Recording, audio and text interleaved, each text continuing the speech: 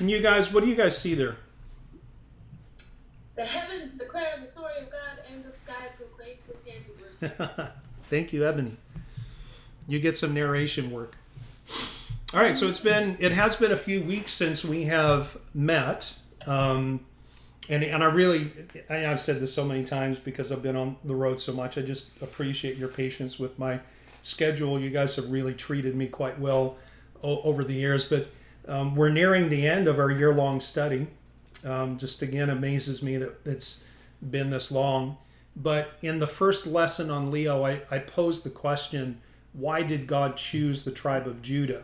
You know, he could have chosen any of the 12 different tribes from Jacob. He could have chosen, you know, one of the two tribes that came from his beloved Rachel. He could have chosen maybe the two tribes that came from Rachel's handmaid Bilhah, which, you know, technically were considered Rachel's children as well. But we, you know, talked about tradition, and we've talked about pattern, and we talked about how there seemed to be a pattern where the inheritance goes to the second born, right? Abel, Isaac, even Jacob himself, even Abraham. Like, we don't know for sure, but if you remember back in Genesis, Abraham was one of three sons, right? His father Terah had Abraham, Nahor, and Haran. And Haran died young. Haran died before Terah did, and we don't really know the birth order between Nahor and Abraham, but there's a 50-50 chance that Abraham was the second born. We don't know. So it's kind of interesting that pattern might hold across, you know, very, very large spans of time. I showed you last time also Jacob's heritage, right? We talked about the sons that he had and the four wives and how they split out. And I showed you the birth order as well. You can see that on the screen with all the numbers. And so if there was a pattern or is a pattern, and if God had stuck to the pattern, then he would have or should have chosen the second born of his first wife, Leah, and that would be his son Simeon. But for various reasons, you know, God didn't choose Reuben, he didn't choose Simeon, he didn't choose Levi, any of the first three sons of his first wife, or his first three born, three firstborn, I guess you would say. But I postulated that the reason why God didn't choose these men was not because they were imperfect, not because of their faults, but because of the change in heart that we saw with Leah as she struggled with feeling unloved by Jacob and unwanted, and how with the birth of Judah, you know, she stopped looking at her circumstance and stopped using her sons as some kind of a tool to win the favor of Jacob, who really didn't seem to love her at all. And she stopped feeling sorry for herself and turned her eyes and turned her heart towards God, and she named her fourth son Praise. And that's, of course, as Joe pointed out, what Judah means. And I suggested the last time that this was almost like a dedication of sorts, like when the baby Samuel was promised and dedicated to God by his mother who was barren. And, you know, I've turned this over in my mind quite a bit over the last week or so, and it seems to me that the choosing of Judah in the line from Abraham to Christ was more of a choosing of Leah than it was of Judah as a specific man. And, you know, perhaps had any other son been born at that time other than the man that we could genetically identify as the individual Judah, even though she might have named that fourth child Judah, you know, maybe any other child had been born at the same time named Judah, maybe God would have honored that tribe. You know, I don't think there was anything specific about Judah the infant or Judah the man as he grew up. I think the timing chose Judah, but it was more about Leah and the change of heart that she had. And if you remember the story, Leah actually stopped bearing children for a while after she had Judah. And it's pretty clear by the scriptures that it's God himself in working out this process of choosing how we get from Abraham to Jesus. It was God that was working this process out and opening the wombs of some women and closing the wombs of others. And he was very deliberate, it appears to be, in going through that process. So, in a manner of speaking, and I think I suggested this last time, that Judah inherited a legacy of sorts. And it's a legacy of heart change, or the expectation that at some point you stop living for yourself and you start living for God. But as we've seen with so many times in, you know, Bible figures who are imperfect people even on their best day, Judah didn't live up to his legacy until the day that he did. And after he did, then good things happened. And we can twist that and say that God things happened. And we'll take a look at that coming up here in a little bit. And what I want to do is take a look at Judah's story and look at his transition from being self-centered to being God-centered, and ultimately what came out of that. But if I could pick a theme or a title for this particular lesson, it would be the heart of Leah. Go to Genesis 37 for me.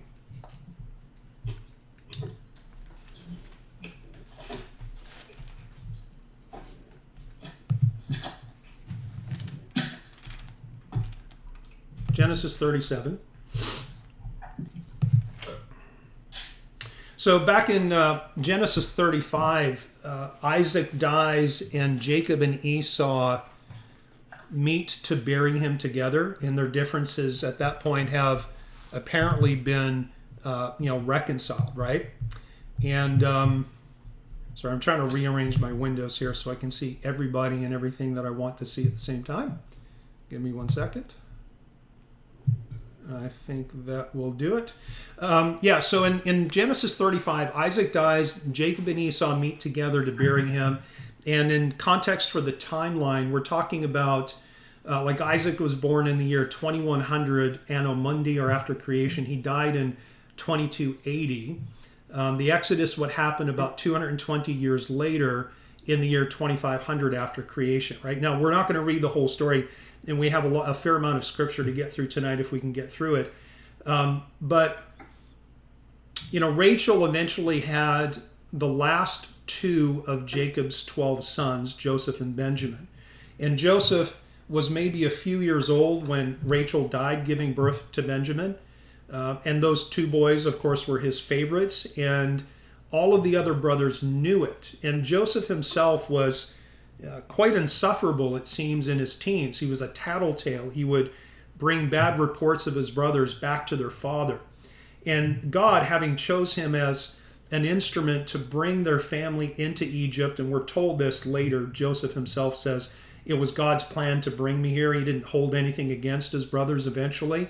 But having been chosen as an instrument to bring the family into Egypt, God began sending him these dreams, right? You remember it again. I'm not going to read the story, but the dreams showed him how his brothers would bow to him and would serve him, and even his own parents would bow to him. And he wasn't silent about these prophetic dreams. I don't think he was necessarily braggadocious about it. He was simply unaware of the impact of frankly telling his brothers, hey, guess what? I had this dream, and you're going to bow down to me, right? I don't think he was bragging. I really don't. I think he was just innocent and perhaps ignorant of the impact saying something like that would have on him and on the family. Well, of course, you can read the full story in Genesis 37, the first 17 verses, but we're going to pick up in verse 18. And this is the story of the coat of many colors, right? So Genesis 37:18, the brothers are out in the field tending the sheep or tending the flocks, and Jacob says, hey, Joseph, go check on your brothers. And 18 says, now when they saw him afar off, even before he came near them, they conspired against him to kill him. Then they said to one another, look, the dreamer is coming. Come therefore, let us now kill him and cast him into some pit, and we shall say, some wild beast has devoured him. We will see what will become of his dreams. But Reuben heard it, and he delivered him out of their hands and said, let us not kill him. And Reuben said to them, shed no blood, but cast him into this pit which is in the wilderness, and do not lay a hand on him. And he said that, it says, that he might deliver him out of their hands and bring him back to his father. So it came to pass when Joseph had come to his brothers that they stripped Joseph of his tunic, the tunic of many colors that was on him. Then they took him and cast him into a pit. The pit was empty. There was no water in it. And when they sat down to eat a meal, they lifted up their eyes and looked, and there was a company of Ishmaelites coming from Gilead with their camels, bearing spices, balm, and myrrh on their way to carry them down to Egypt. So Judah said to his brother, now we're seeing commentary here about both Reuben and Judah, right? So Judah says to his brother, what profit is there if we kill our brother and conceal his blood? Come and let us sell him to the Ishmaelites, and let not our hand be upon him, for he is our brother and our flesh. And his brothers listened, meaning they said, yeah, let's go ahead and do that, right? So Judah here would be probably no less than his mid-20s. if you just kind of look at the birth order and make a simple assumption of one child every year, he's probably about his mid-20s. And you can see his heart, right? Judah's heart at this point is not good. He's willing to sell his own brother, albeit a stepbrother. He's willing to sell him into slavery. But, later in the law, abducting and selling someone into slavery was a grave sin, and it carried the death penalty, right? So we don't know if that, this law was in effect at that point from maybe a cultural standpoint. But apparently Judah had no problem sending or selling his stepbrother into slavery and then profiting from that. But if you hone in on the last statement in verse 27, he says, "For he is our brother and our flesh," right? At least of Judah, you can say at that point, yeah, he might have been a little bit greedy and willing to sell his brother, but he didn't want to kill him, right? At least he had some kernel of hope that he valued family and he valued this blood relationship. Sorry, Toby's going a little bit crazy back here. He's barking. Verse 28, "Then the Midianite traders passed by, so the brothers pulled Joseph up and lifted him out of the pit, sold him to the Ishmaelites for 20 shekels of silver, and they took Joseph to Egypt." Now Reuben, we're back to Reuben. Then Reuben returned to the pit, and indeed Joseph was not in the pit, and he tore his clothes. And he returned to his brothers, and he said, "The lad is no more, where shall I go?" Now what you're seeing here is you're seeing Judah's sense of responsibility and duty, right? Being the eldest son, the eldest brother, he was probably responsible for the entire group, and more than likely, whatever happened to the group, Jacob was going to lay at the feet of the eldest. He had planned to rescue Judah, but it appears that he was afraid of his brother. So here's a question for you. Do you think that Reuben was a strong leader? And if not, why not?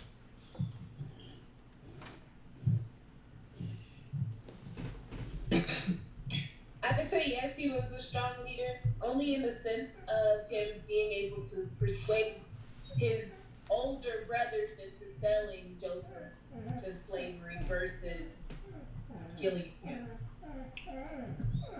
Yeah, and I think that's a valid point. Do you think a strong leader would have to stand up in that way but do it kind of deceptively? Or do you think a strong leader would have or should stand his ground and influence the group to do the right thing, regardless of how they felt? Yeah, I think if he was a strong leader, they would have looked to him for input before that. Yeah. Because he would have already demonstrated that he was the leader. Yeah, and I understand, and Ebony, I agree with you, but I also agree with Joe, and that's really the point that I'm trying to make, is that, strong leadership, what I will later call the heart of a lion, is the willingness to do what's right regardless the consequence, especially if what is right in the eyes of God, right?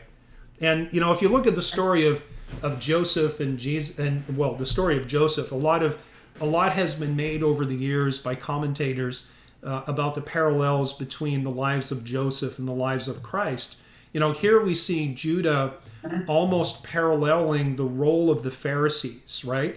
Judah was playing to the whim of the crowd, and he was the one who incited them to sell him into slavery. Now, we understand that this was God's plan ultimately all along, just as in the same way it was God's plan for Christ to die on the cross, and he used the Pharisees to incite the crowd to call for Christ's crucifixion.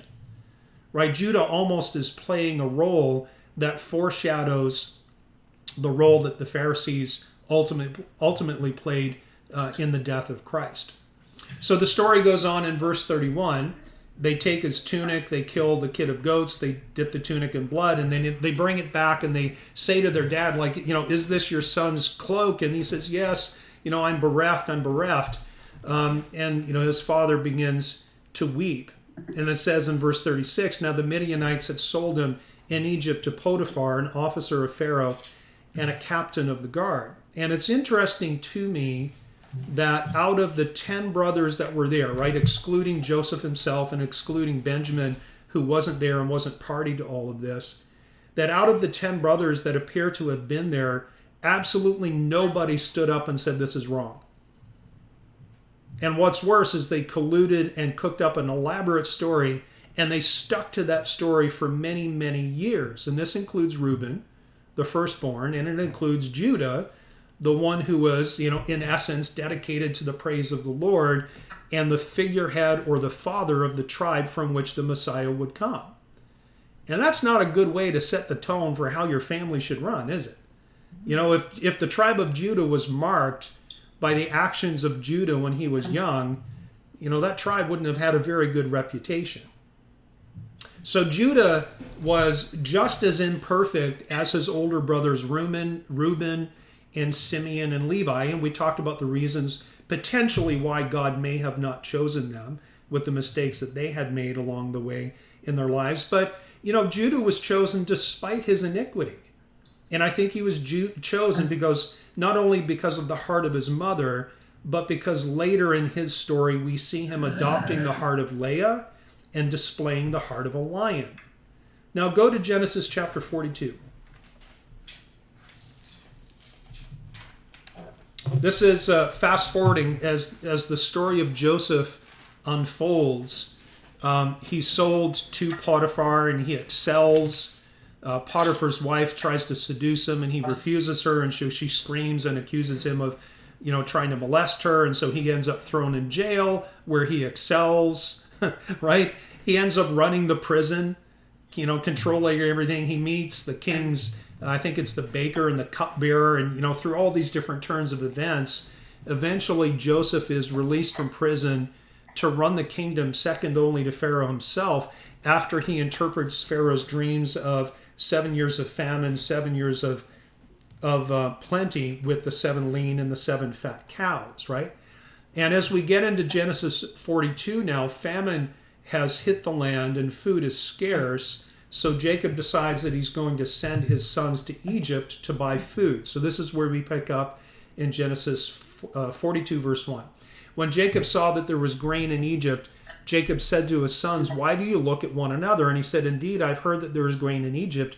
Go down to that place and buy for us there, that we may live and not die." So Joseph's 10 brothers went down to buy grain in Egypt, but Jacob did not send Joseph's brother Benjamin with his brothers, for he said, lest some calamity befall him. And the sons of Israel went to buy grain among those who journeyed, for the famine was in the land of Canaan. Now Joseph was governor in the land, and it was he who sold to all the people of the land. And Joseph's brothers came and bowed down before him with their faces to the earth.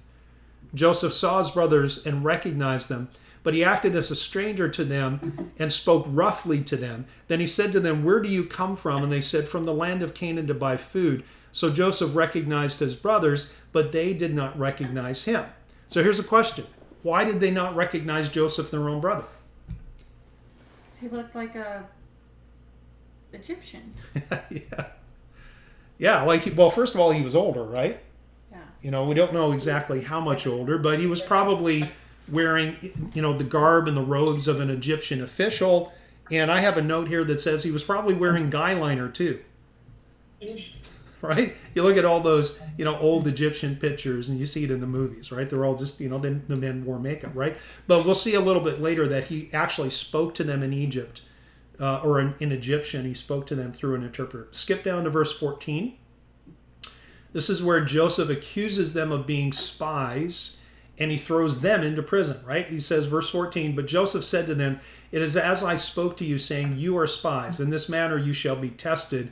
By the life of Pharaoh you shall not leave this place unless your youngest brother comes here. Send one of you, and let him bring your brother, and you shall be kept in prison, that your words may be tested, to see whether there is any truth in you, or else by the life of Pharaoh, surely you are spies." So he put them together in prison for 3 days. Then Joseph said to them the third day, "Do this and live, for I fear God." Now, I find that is a particularly interesting statement. Do this and live, for I fear God. Right? What God is he talking about? Is he talking about the Egyptian gods? No. No. Do you think Joseph was open with Pharaoh about his dedication to Jehovah? Yeah.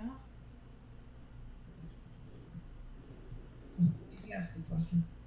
Was that a question? Yeah, that was a question rather than like a rhetorical comment. Do you think that he was open with Pharaoh about his faith? Surely. That's when he predicted the dream. He told him that God gave him the answer. Yeah, just like Daniel with Nebuchadnezzar, right? Yeah. Yeah. So the Lord has given me the interpretation, right? So he was pretty open with that. So he was open also with his brothers, but that in and of itself certainly didn't identify him as their brother. And maybe the implication is that there were people who lived in Egypt, perhaps in service to Pharaoh in some capacity, that were followers of Jehovah.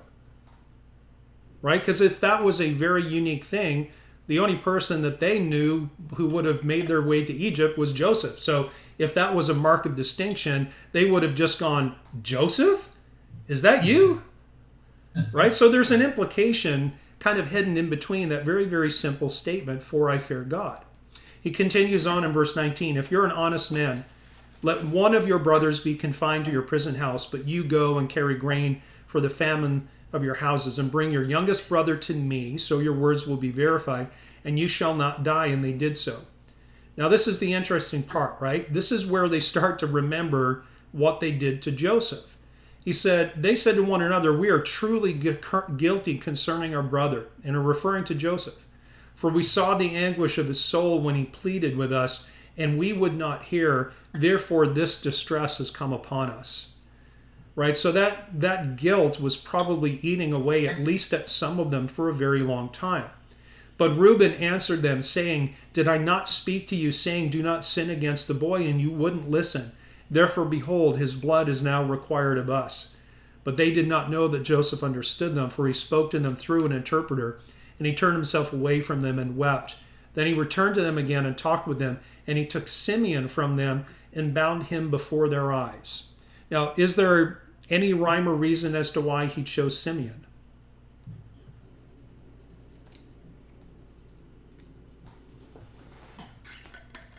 Who was the second born? He was Leah's second born. Yeah. I can't think of a reason why. I can't either. And it's, I was just wondering if anybody had any ideas. It may simply be that he wanted Reuben, the eldest, to go. Maybe he didn't keep Reuben because Reuben admitted in Joseph's hearing that he pleaded for his life and tried to save him. Maybe he was sparing him. Maybe it was random. Maybe it was the closest guy. I'm going to take this guy and stick him in jail. Everyone else go back and, bring your stuff. So we don't know. But you can start to see Joseph's heart. He could have harbored animosity, but he understood what God was doing. And he was willing to forgive, even though it seems that he's taking a little bit of anguished pleasure in torturing his brothers this way. Right? Siblings, and as we go through this part of the story, it's really only the sons of Leah and Rachel that are mentioned directly. We see Reuben, we see Simeon, we see Benjamin being referenced, and soon here we'll see Judah. Skip down to verse 35. I know that most of you are very familiar with the story, right? So Joseph sends them away with their grain, but he had put the money that they had paid him back in their sacks, and they didn't know it. And they get back to Jacob, and they discover that their money is still there, and they realize how much trouble they're in because they know they're going to be accused of stealing the grain and or the money. Verse 35, then it happened as they emptied their sacks, that surprisingly each man's bundle of money was in a sack, and when they and their father saw the bundles of money, they were afraid.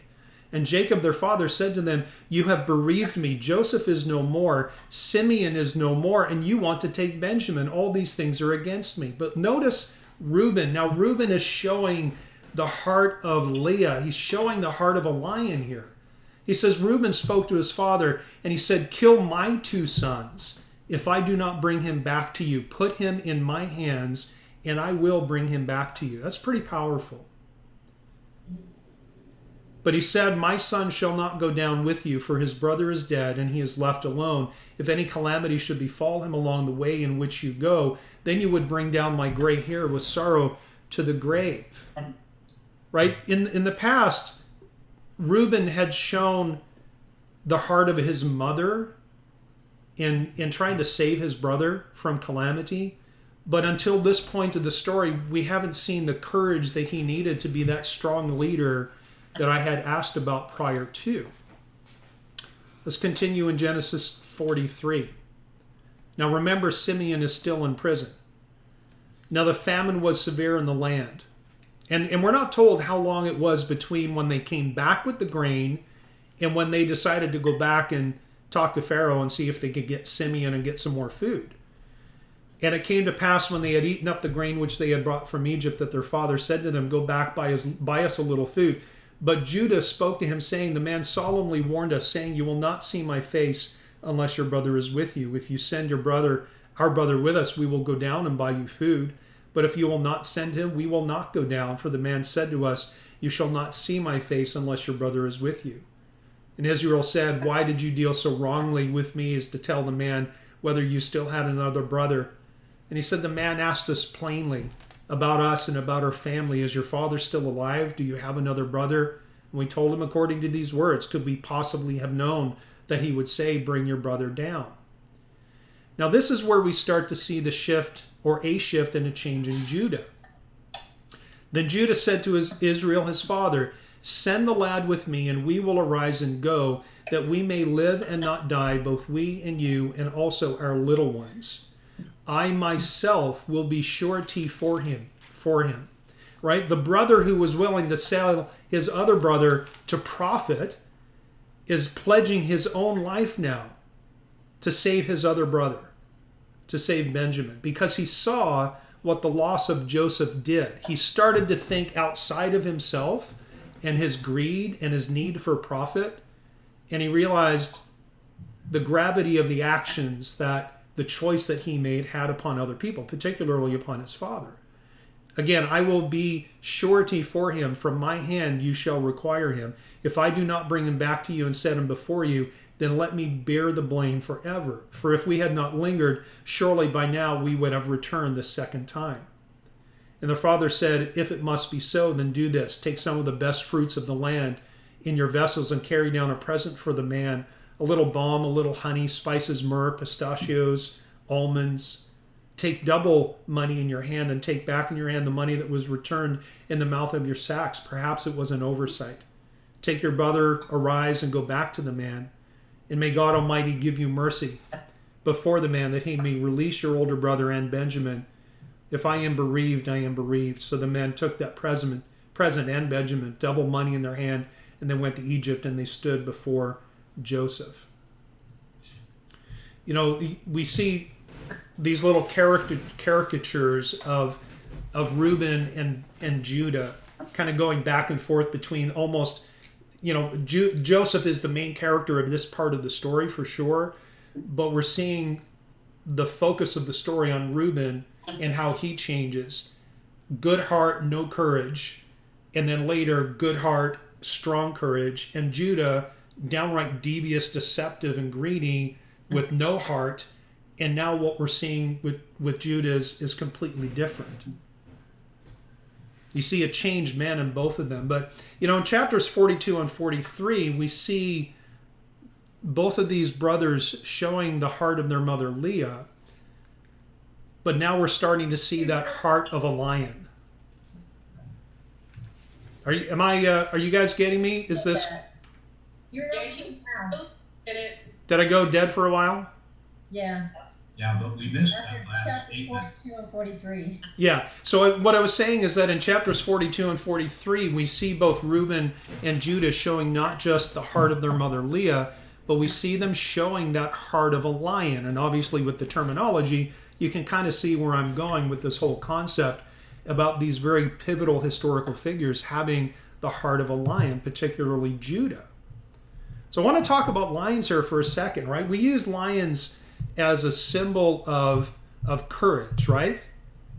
And we talk about somebody having the heart of a lion, which typically means courage. And, I don't know how many of you were around. I think most of us were. Some of you guys may have listened to this on the website. But, several years ago, Tim did a sermon on The Wizard of Oz and how it is a decidedly anti-Christian piece of fiction with how the allegories are all constructed. It's quite fascinating. If you haven't listened to that, you might want to. But in that story, of course, Dorothy met the cowardly lion on her way to see the wizard, and that's almost it's like a natural oxymoron, because how can a lion be cowardly? Because lions are defined by the heart, and they're defined by their courage.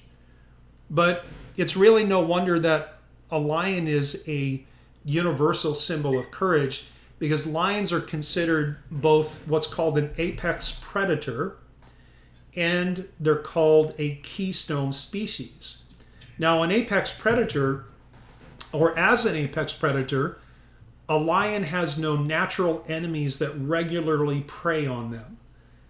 Although, at times, packs of jackals or hyenas will prey on lion cubs that are isolated, or they will prey on weak, sick, or injured adult lions. There is a reason why lions are called the king of the jungle. It's because they have no natural predator, right? That's what an apex predator is. They're also a keystone species. According to environmentalists, lions have a tremendous impact on their own environment, so much so that the fate of many other species is directly tied to the fate and the health of the population of lions, say, on the savannah. In other words, the health and balance of the entire ecosystem depends on the lion, and the impact on the ecosystem is disproportionate to the lion population. Meaning, small number of lions translates into a big impact on the environment and on the ecosystem. The ecosystem. If the lion was to go extinct, then the ecosystem would change drastically, and many other species would suffer tremendous loss or tremendous harm. And so you take those concepts and you take the imagery and what it means when someone says, like, the heart of a lion, what does that actually mean? And we try to take those concepts and we translate them or impute them to Christ. There's tremendous parallels, right? Who is above Christ? Who is the natural predator? I mean, he certainly has an enemy, but he doesn't have anyone who can conquer him. There is an entity who thought that he had him conquered, but then he rose from the grave, right? So that's not much of a victory when your enemy is down and out for about a day and a half, right? In the grave, out of the grave. Oh, yeah, I guess I'm not the champion after all.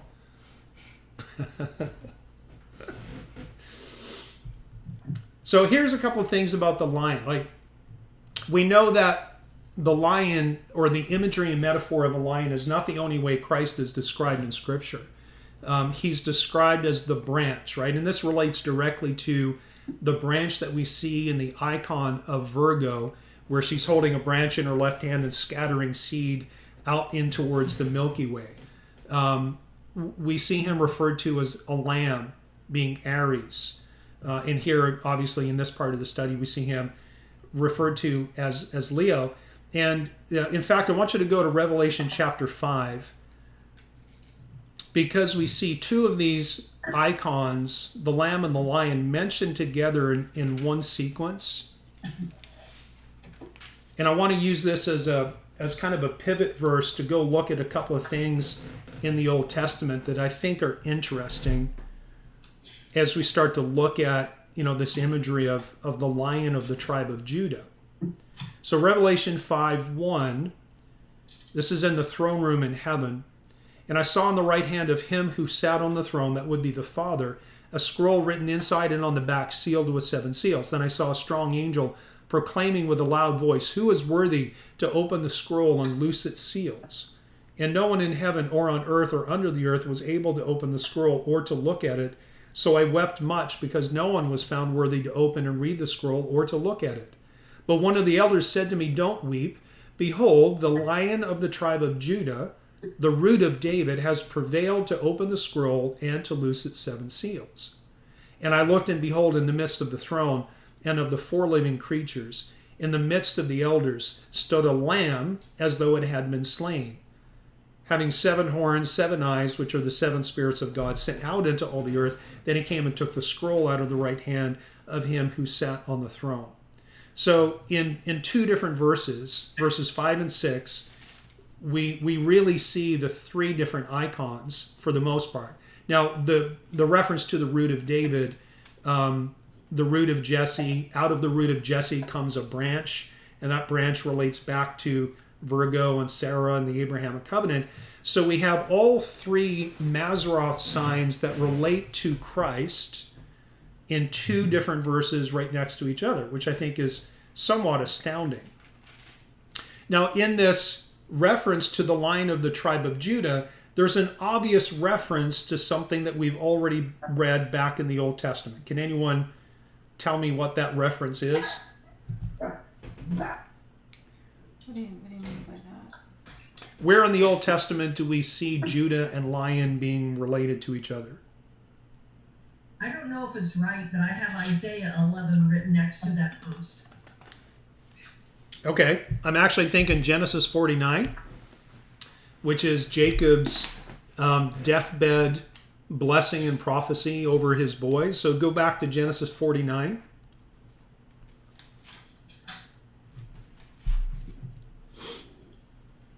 Genesis 49:9, and again, Jacob is on his deathbed. He calls his sons one by one, and he pronounces a blessing and or a prophecy on them. And sometimes the prophecy's not so good. But in verse 9, he speaks about Judah. He says, Judah is a lion's whelp. From the prey, my son, you have gone up. He bows down. He lies down as a lion. And as a lion, who shall rouse him? The scepter shall not depart from Judah, nor a lawgiver from beneath his feet until Shiloh comes.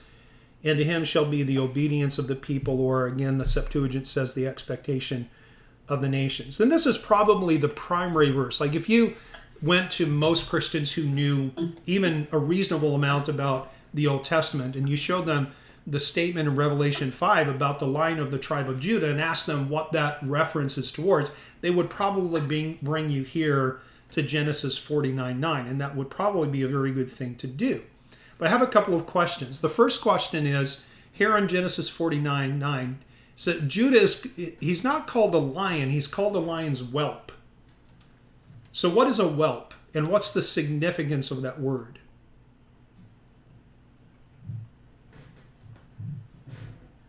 I kind of like having you here.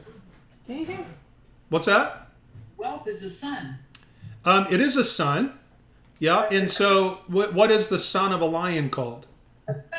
Yeah, a cub. It's a lion cub. And so what is the significance of calling Judah a lion cub?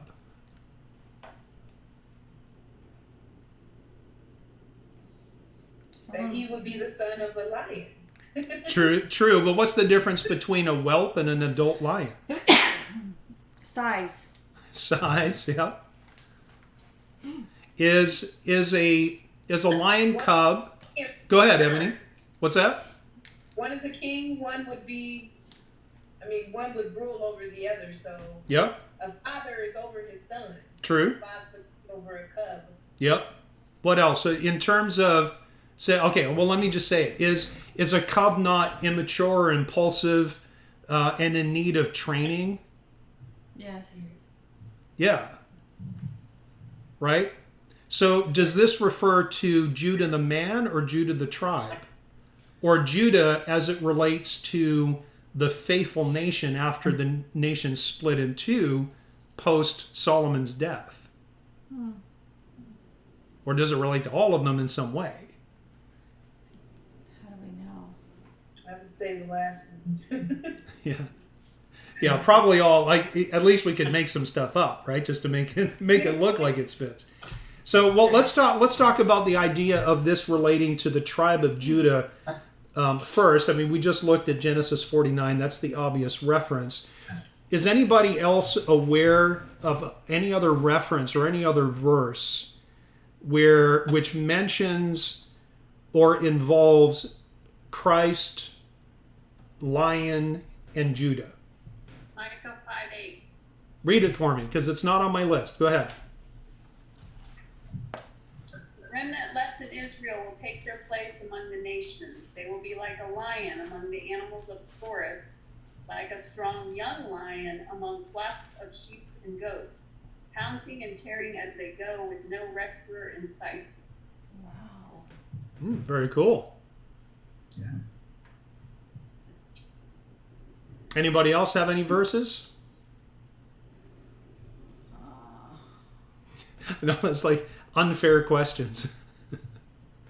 I have a comment to make on the tribe of Judah. They remained loyal and faithful to God when the nation split with the northern 10 tribes. Judah was the one that stood fast a lot longer than the northern 10 tribes, so you got to give them credit for that. Yeah, and you start to look at the history of the Judean kings, and this was inevitable and certainly part of God's plan overall, is that the Judean kings alternated between good kings and bad kings, good kings and worse kings, but ultimately the kings got so bad that God cut off Solomon's line with Jeconiah and then brought them into the captivity of Babylon. So even in fact, let's go here, because I want you to go to Hosea chapter 5, because it kind of captures the infidelity of the tribe of Judah. And I appreciate what you're saying there, Mary. There is a reason why the Jews are called Jews, and it's because Judah and Benjamin were the only two tribes that didn't go pagan when the kingdom split, as you just mentioned.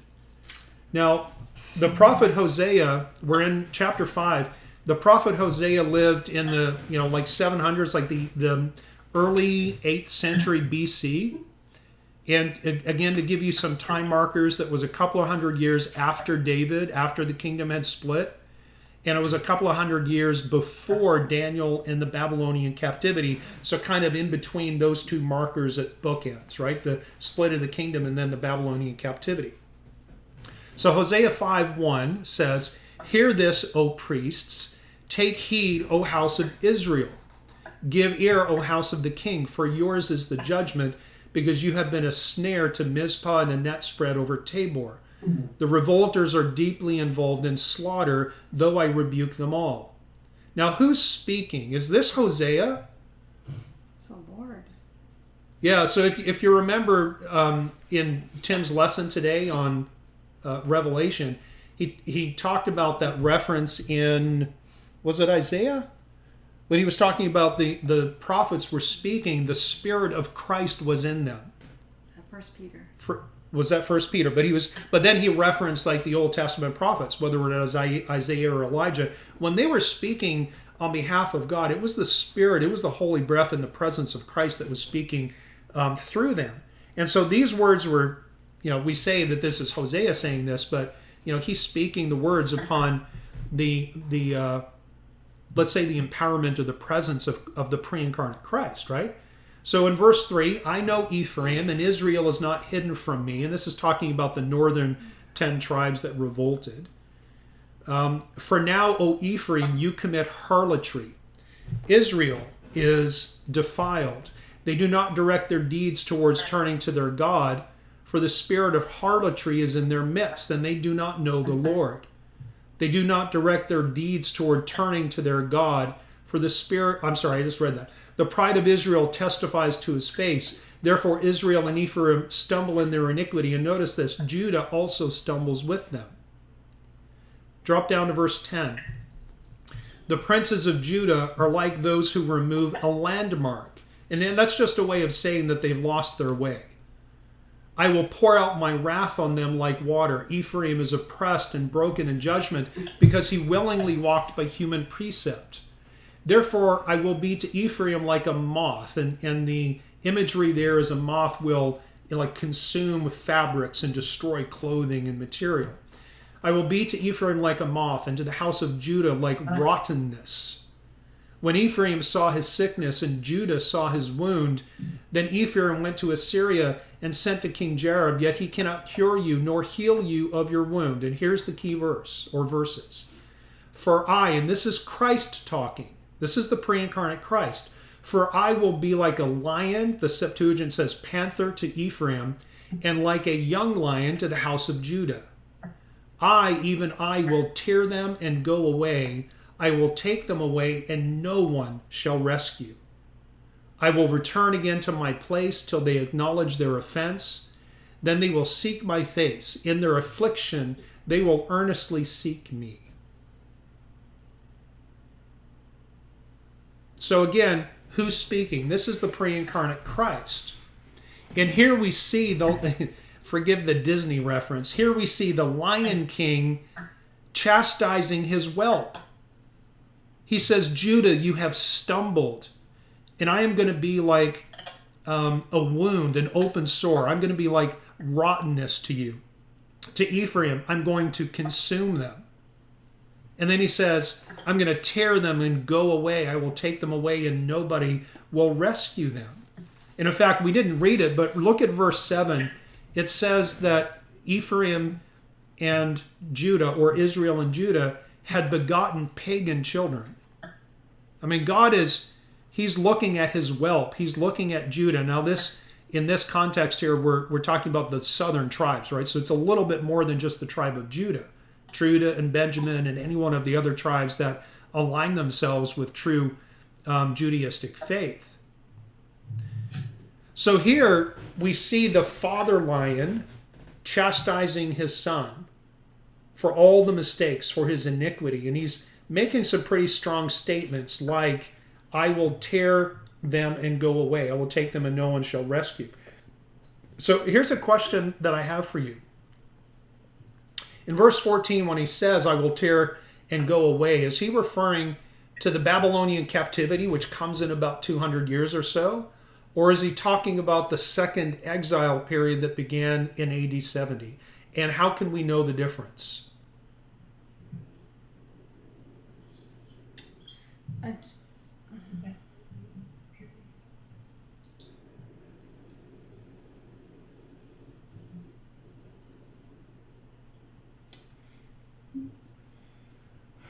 Stephen, would you repeat your question? Sure.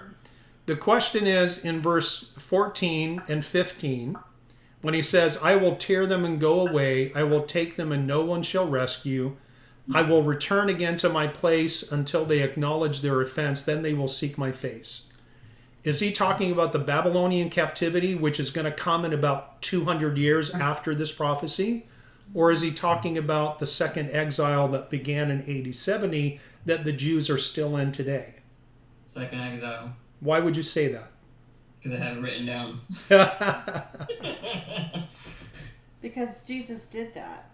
He did what? Ephraim was Israel north and south, right? Yeah. Well, Ephraim was the north. Okay. Was Israel. The southern tribes were Judah and Benjamin. Well, and I agree with you, Kyle. It has to be AD 70 in the second exile because he says that he will return to his place until they recognize or acknowledge their offense. And this is talking about collective repentance, which we know only happens in one time and one place, and that is yet to happen.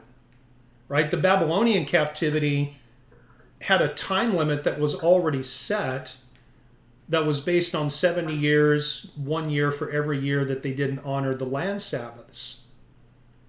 And so that time frame was independent of whether or not there was national repentance. Returning from the Babylonian captivity was never predicated on whether or not the nation repented. It was simply, you haven't obeyed the land Sabbath for 70 years, off to Babylon, and when you spent 70 years there, you can come home. And then I'll deal with you when you get home. So he's talking about the end times, and we can probably be most confident of that if we continue reading. So let's go to chapter 6. You froze for quite some time there. Oh, did I? Oh, man, I was awesome. I was on fire. I knew that was coming. I think that's to put you out. Yeah. So what was the last thing you heard?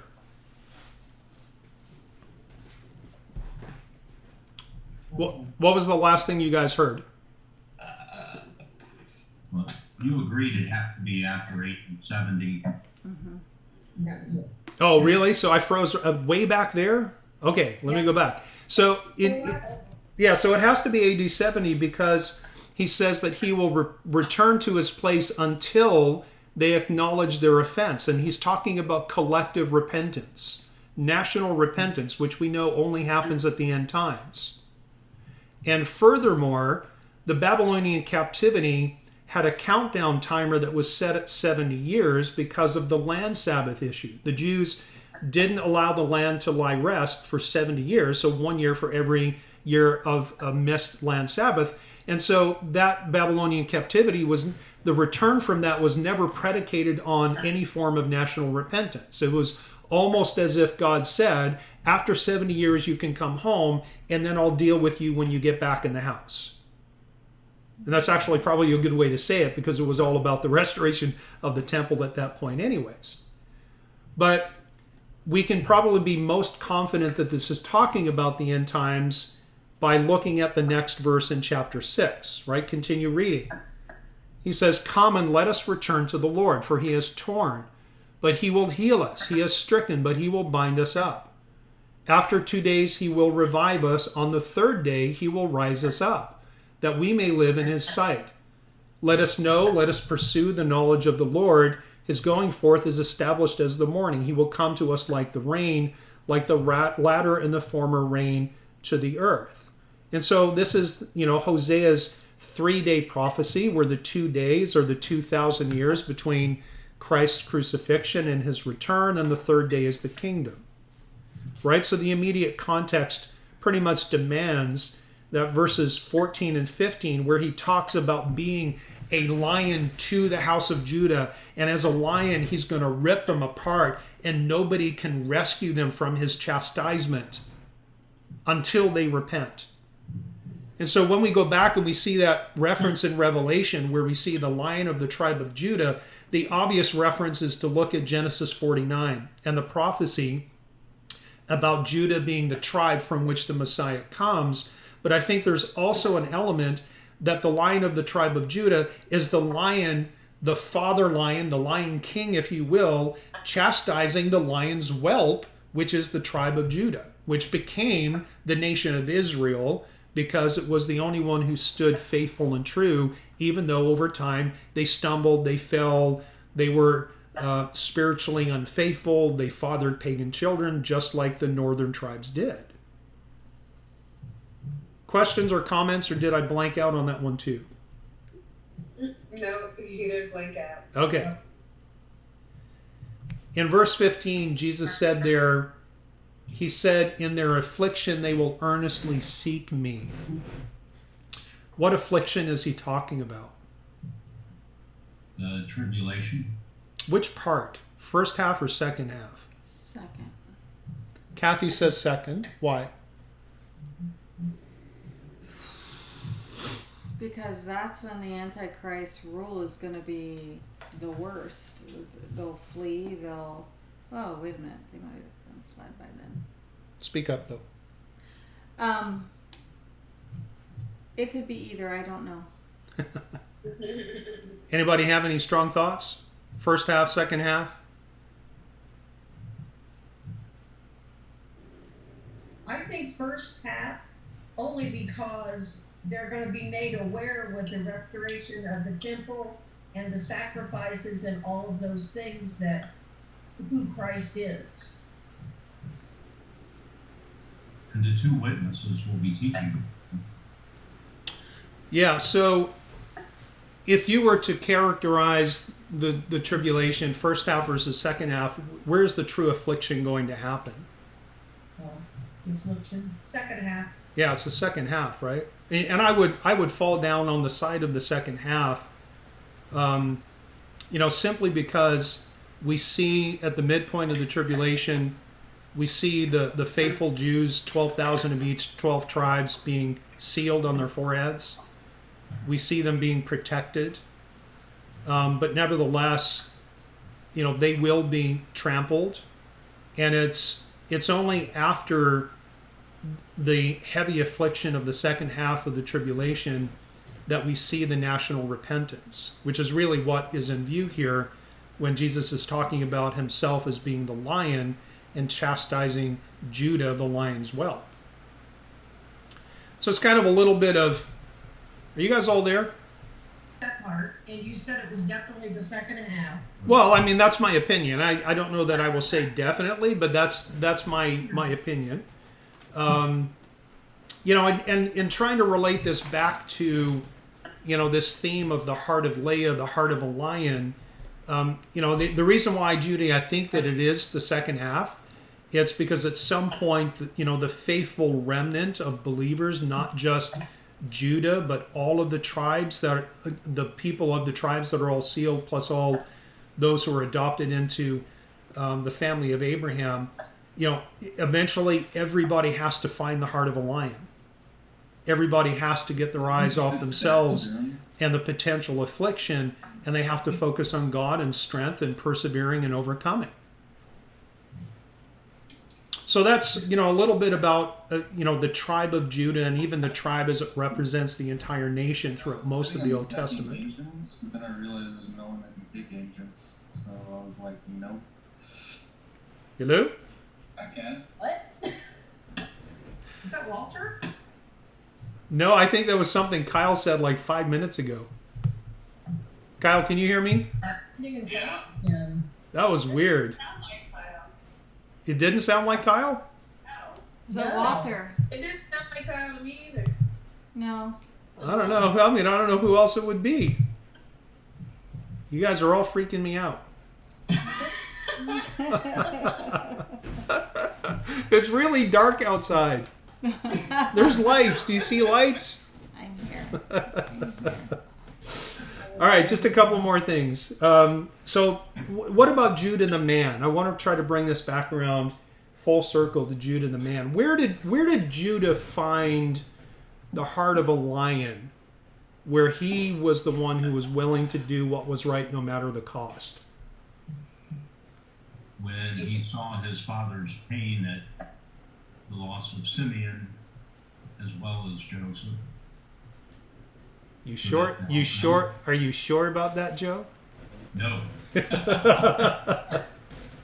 Well, I'll tell you where he found it. He found it while Joseph was growing in influence because of God. Even though Judah continued to make some mistakes, he found the heart of a lion even before they were sent to Egypt to get food. So go back to Genesis chapter 38.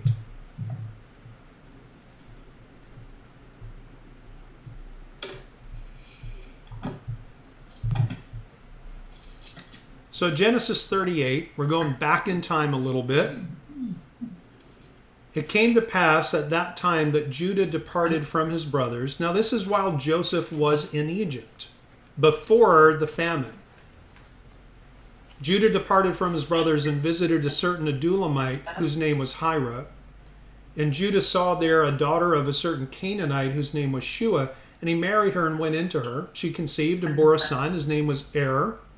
She conceived again and bore another son, Onan, and she conceived again and had another kid named Shelah. He was at Chezib when she bore him. Then Judah took a wife for Er, his firstborn, and her name was Tamar. But Er, Judah's firstborn, was wicked in the sight of the Lord, and the Lord killed him. And Judah said to Onan, who was the secondborn, go into your brother's wife and marry her, and raise up an heir to your brother. Now this is interesting because we've talked at different times about the levirate marriage, right? And this is before the Jews became Jews. This is before the law. These people were practicing the levirate marriage, which implies either that God had given this law to them somewhere along the way, or this was something that was practiced kind of universally. Probably not just among this people group, but probably among other people groups as well. Verse 9, but Onan knew that the heir would not be his, and it came to pass when he went into his brother's wife that he emitted on the ground, lest he should give an heir to his brother. And the thing which he did displeased the Lord, therefore he killed him also. Then Judah said to Tamar his daughter-in-law, remain a widow in your father's house till my son Shelah is grown, for he said, lest he also die like his brothers. And Tamar went and dwelt in her father's house. So, if I'm right in the timing, which the sequence of chapters would imply it, Judah himself has experience with the loss of sons that he loves, right? So it kind of magnifies his ability to empathize with what his father Jacob is going through with the loss of Joseph and possibly the loss of Benjamin. Now we're going to skip verses 12 down to 23. Basically what ends up happening is that Tamar kind of gets the idea that Judah is not going to honor his word and give her to the youngest son to raise an heir. And so she disguises herself as a prostitute. And Judah, after his wife dies, Judah sees her disguised as a prostitute and goes in. And she says, well, what are you going to pay me? And he says, I'll give you a goat from my herd.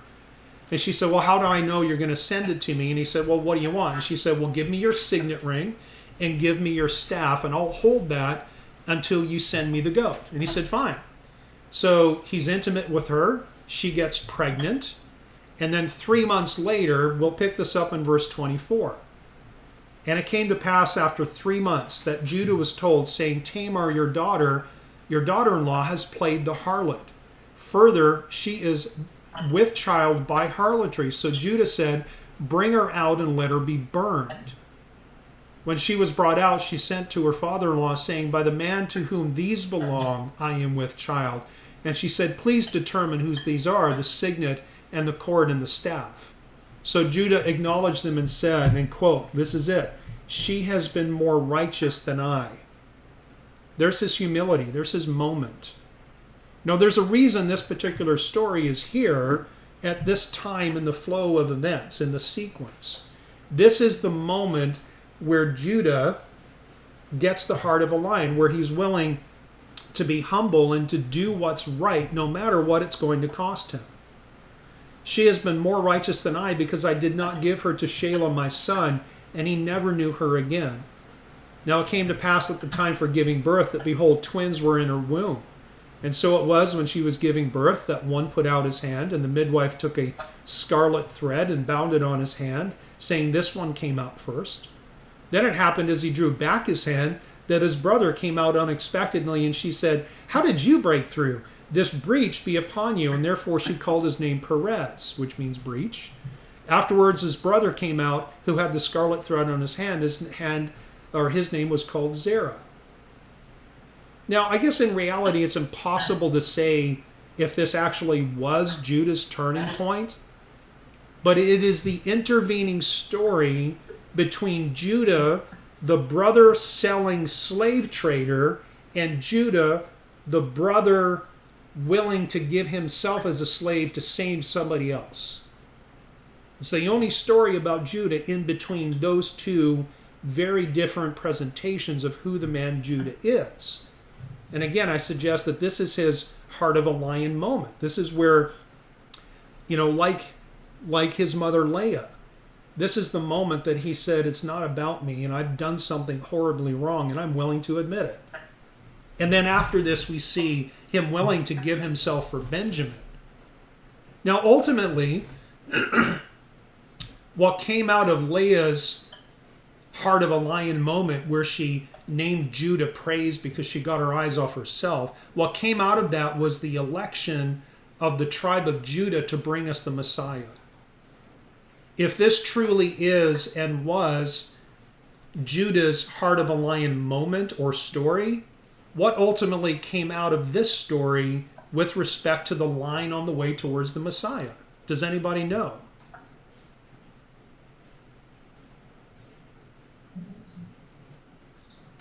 What did you say, Judy? Oh, I said that Perez is the father in the line mentioned. Yeah, so go to Matthew chapter 1, and we're going to end it here.